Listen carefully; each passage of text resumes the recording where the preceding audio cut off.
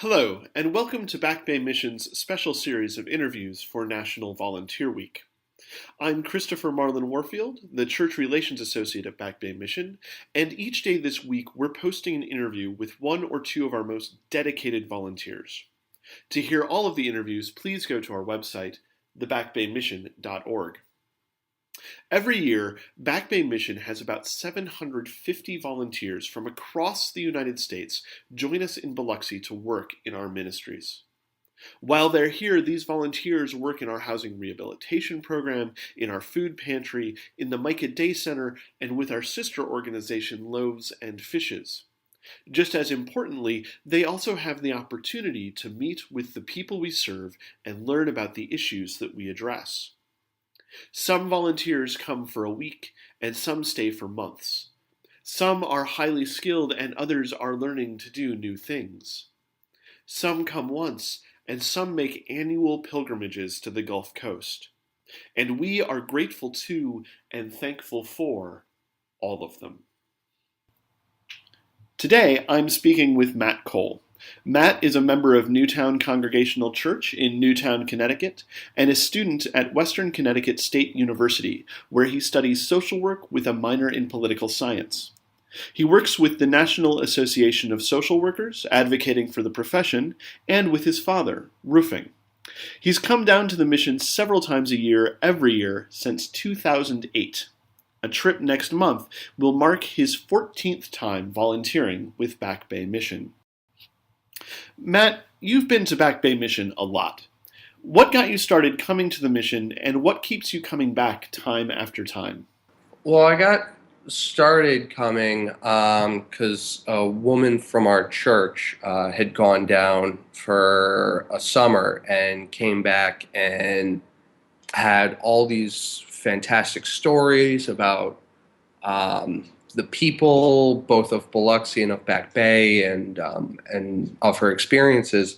And so we had taken a group of us who used to go on mission trips with our high school group, and we'd kind of aged out, and because it's, once you graduate high school, that summer is the last one that you can go, and then we didn't really have anything to do in terms of like formal group mission work. So we'd gotten together, 14 of us, and decided to see what we could do about kind of changing that. So we went down, our first time was January of 2008, and just every good thing that we heard about Back Bay and about Biloxi proved to be an understatement of how great everything was. And so, we keep coming back because we love the people of the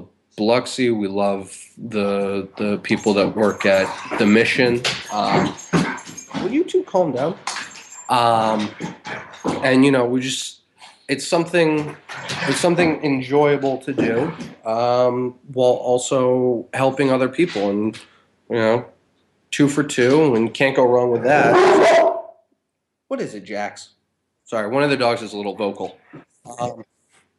And so, it's just, we like to do it, and it's become sort of tradition. I can't.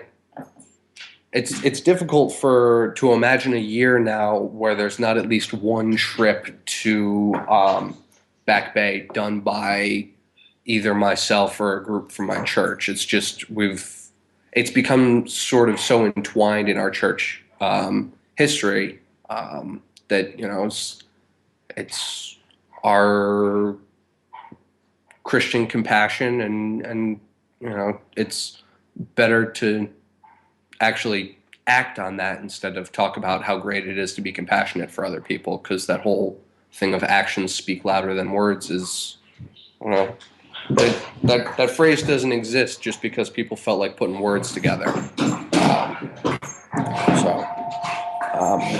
But yeah, that's kind of the long and the short of it. The Mission and Newtown Congregational Church have a special relationship that we've talked a little about before. Can you share a bit about how the mission helped you and others at Newtown Congregational after the tragedy at Sandy Hook? Well, it provided a like safe space for us. That there were 6 of us that went down the January after. It was, I guess it was 3 weeks after, and we were the only group there, which was extremely helpful. And we had the support of Sherry and Craig and Bob and everybody else out at the mission, and to sit with us and talk with us, because we'd gone through a traumatic experience. All traumas are different, but they all have like the same impact on people. The same long-lasting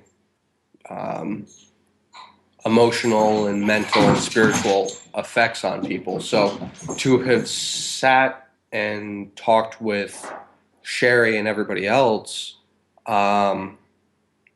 particularly Craig and Bob, and hearing how they took the aftermath of Katrina and what they did and what helped them, it was good for us to see that even though we had this awful, terrible tragedy, that we can take lessons from the people of the Gulf Coast and their experience with Hurricane Katrina and apply it to our experience with 1214, and sort of embrace the resiliency of the human spirit. And I think that for those of us that went, it was extremely important that we be there that week, because we'd made the plans, we'd paid to come down and all the other logistical stuff, and to escape the media pressure of that existed in Newtown in the weeks and few months afterwards. That it was still a group of us that went from Newtown that went down to the mission. So we still had each other to sort of rely on, but we also had the staff of the mission to sort of hold us up until we could hold ourselves up, which still continues to be a challenge for those of us in town, particularly for one of the girls that was with us, because she taught 2 of the kids how to swim, and for her to have been able to come down and still, talk about those 2, and the pain of things stays with you, but the farther you physically get from something, I think anyway, and that's just my theory. I don't have any mental health, behavioral health science to back that up. But if you're with a close group of people that also experienced it, but you're physically removed from just the pressure of where you are, can, I think, be healthy for recovery and for healing. Not to run away from it forever, but just to kind of step back a little bit and breathe, and because it was not uncommon for us walking around town to have a microphone and camera thrust in our face, and you need to talk about this because we have questions for our producers and we want to air it on TV, and this is our news segment and we need you to talk, and when we weren't ready to talk. So to be down at Back Bay. We were talking about it, but it was very much on our terms. And we weren't getting pressured to talk about it with anybody else, which I found to be good and helpful and very much appreciated. So that's, yeah. You started coming to the mission when you were 19, and as I said earlier, you're getting ready for your 14th trip to Biloxi. How have you seen yourself change during your time with us? Change in a person has a lot of factors, and there's a lot of things that influence personal growth one way or another. But I feel that in my time coming down to Back Bay, it's made me more aware of certain income inequality, socioeconomic issues, and how there can be such a range. Because coming from Newtown, I mean, it's Fairfield County, and we I could probably pretty accurately say that as a county, we have more than our fair share of those who would be considered the rich and the powerful. And then then go from Newtown to Biloxi, we don't really have a whole lot of diversity in Newtown. I think I'm not 100% certain on this, but I think we're something like 96% white. So racially, there's not a lot of diversity. I mean, there's Danbury right next door, which has 70 different spoken languages in its high school, but we're a little bit more insulated, and I don't know if that's the right term for it. But to then come down to Back Bay and to see people that actually a community that doesn't have people driving around in BMW 7 Series, and the houses are, the homes are I mean, they're a nice, comfortable size. But coming from Newtown, where it's not uncommon to see a house that's 3,000 square feet or bigger, which is like more than twice the size of an average house in Biloxi. It's sort of it helps reinforce the important things in life. That the whole philosophy of money can't buy happiness, and because you come down to Biloxi and the people that you interact with are some of the happiest, most welcoming people you'll ever meet, which runs so counter to the rat race of where the towns that surround Newtown, and Newtown included. So I think it sort of has helped me to discover this whole thing of wanting to be a social worker and wanting to work with people who do struggle with things that may have they didn't make the circumstances that they find themselves in. Like Biloxi didn't ask for Hurricane Katrina to come through, or any of the other scores of hurricanes that have come through over the years. But that's the like unwelcome circumstances that you find yourself in sometimes. So to work with people who probably did everything right and yet still find themselves in tough situations, to be like, no, there are those of us that want to do what we can to help, and it's sort of made me more, I think, cognizant of the serious issues, that there are serious income inequality issues in the world, particularly here in the States.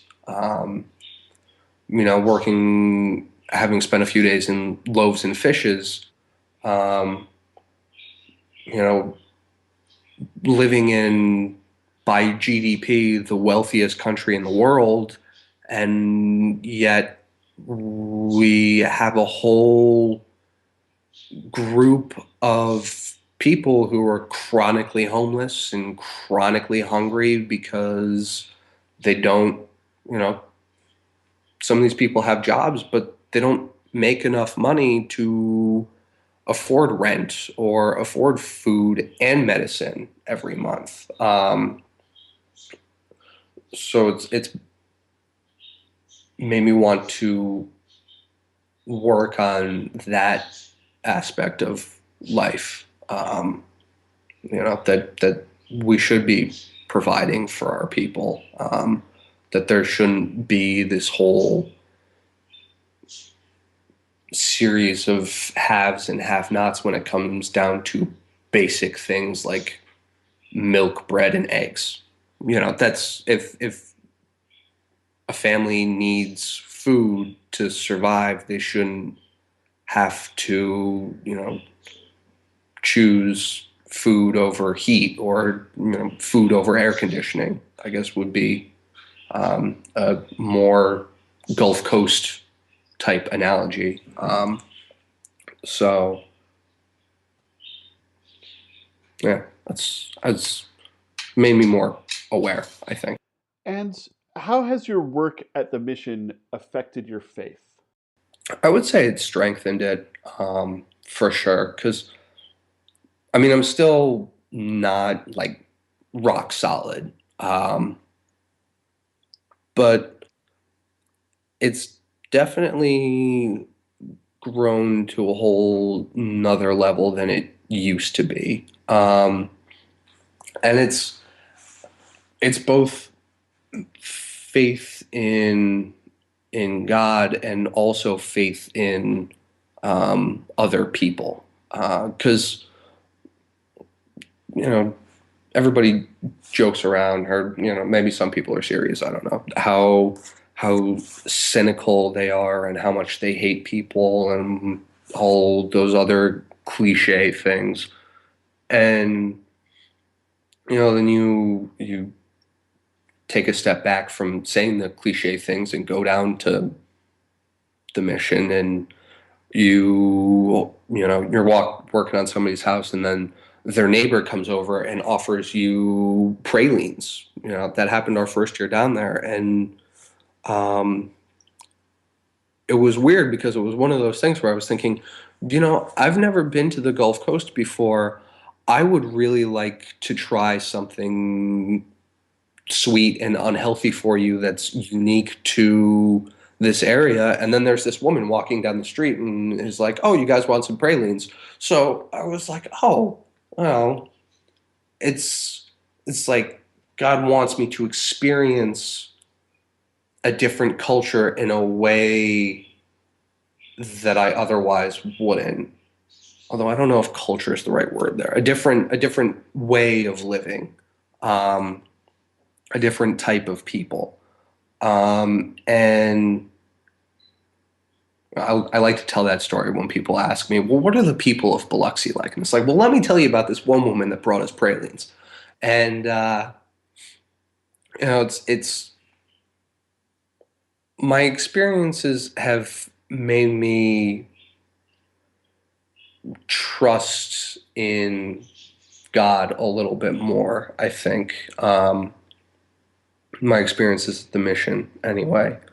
Um, which in the last, 14 months has been a challenge, but going down to the mission, it makes me come to terms with the fact that there is, that God does want some people to be in certain places at certain times. And I genuinely believe that um, one of those places that I'm meant to be is to go to Back Bay for a week or 2 weeks at a time, or who knows, when I get a little bit older and better established, maybe at some point in time moving down there and um, trying to help out in other ways. Because I don't know why, and I've tried to figure it out, and I've sort of come to terms with the fact that I may never figure it out.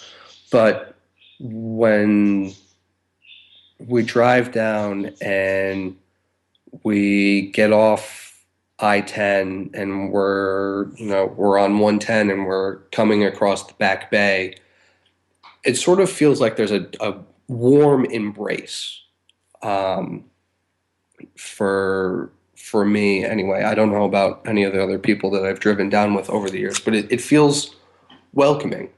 Um, that the sensation of you're meant to be here kind of permeates my brain, and my heart too. So it's it's a good feeling. It's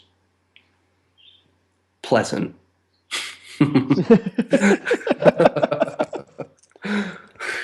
Well, coming off of that note, then, Yeah. um, what would you like to say to people who are considering coming on a mission trip? What should they know that would help them make that decision?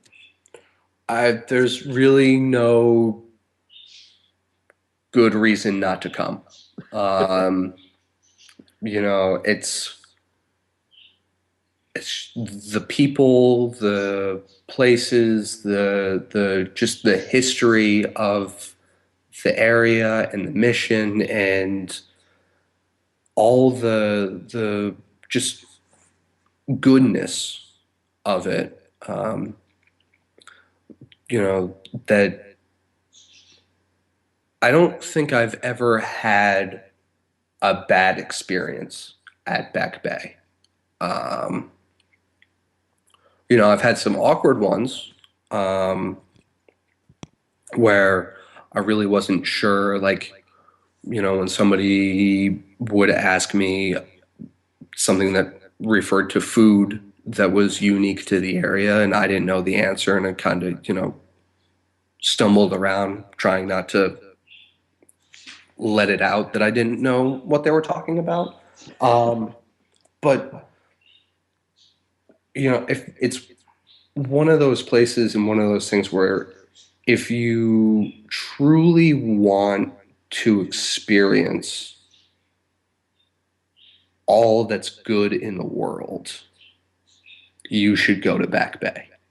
And don't just do the housing recovery thing. I mean, I know that it's the most glamorous. I know that it's the one that I enjoy the most. But that's just because I like construction. Um, but to go down and to sit in the Micah Center for a day and interact with the homeless people who have great stories and great life lessons that some people don't really ever care to listen because the whole mentality of, oh, that person is homeless, they must be crazy, or other foolish philosophies like that. um, to hear what wisdom they have, um, is an eye opening experience. And to go to Loaves and Fishes and serve people lunch for the day, and then sit with them and really take the whole service and compassionate outreach portion of what we are always led to believe. From Sunday school when you're a little kid up until you're in your 90s or you're a centurion. To go out and do the things, because talking is nice, but if all anybody does is talk about going out and doing these things, then nothing's ever going to get done. So, I mean, go out and do it. And finally, what would you tell someone uh, who's just hearing about Back Bay Mission, who this is your chance, you're just meeting them, they're just finding out about Back Bay Mission. What would you want them to know? That they should try as early as possible to sign up for a week to go down, and because the calendar fills up quickly, um, and to really make an effort to. I mean, if you can't get down to Biloxi to help out, take the outreach philosophies of the mission and apply them to your home community, because I'm 110% certain that no matter where you live in the country or in the world, um, there are the same needs in your community as there are in Biloxi. Maybe, to a greater or lesser extent, but there are the same needs. There's homelessness is everywhere, hunger is everywhere. Um, homeowners not being able to make repairs on their home because they're either financially or physically unable to. That's everywhere. So if for one reason or another you can't get to the mission, learn as much as you can about it and then apply it where you are. Because no, there shouldn't be a shortage of good deeds in the world. Um, yeah, that's my thing, and I'm sticking to it.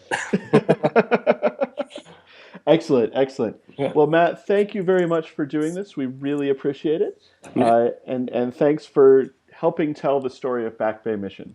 Well, I like to help in any way I can. Thanks. Well, thank you.